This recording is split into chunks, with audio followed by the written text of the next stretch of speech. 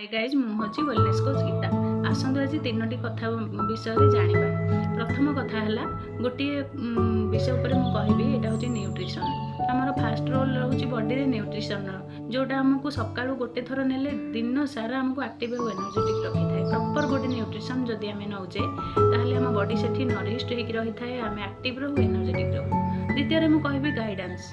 जहाँ भी आपण चेष्टा करुँच निज बॉडी को हेल्दी रखापी मन इच्छा किसी नक गोटे कोच रो गाइडेंस रे जहाँ किसी करेंगे पदक्षेप नियंतु आपण भल रहिबो।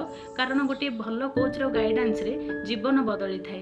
गोटे भल कोच रो गाइडेंस रे आमे माने हेल्दी रही परिबा। तृतीय होची कम्युनिटी।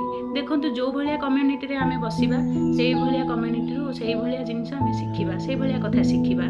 प्रथमतः आमर स्वास्थ्य बदलाइबा कम्युनिटी रे जदि बसिबा आमे स्वास्थ्य को बदलाई परिबा, आमे आजीवन मेडिसिन फ्री रही परिबा। जदि आपण माने एमती किछि कथा शिखिबा को चाहुचंती, जानिबा को चाहुचंती, आपणक स्वास्थ्य को बदलाइबा पई गोटे छोटिया पदक्षेप नबा को चाहुचंती, ताले मते कॉल या कमेंट करि परिबे। आ मो कम्युनिटी भी आपण जॉइन करिकि मो सहित देखि परिबे आ निजको बदलाई परिबे, सुजोग पाई परिबे। रहिले नमस्कार।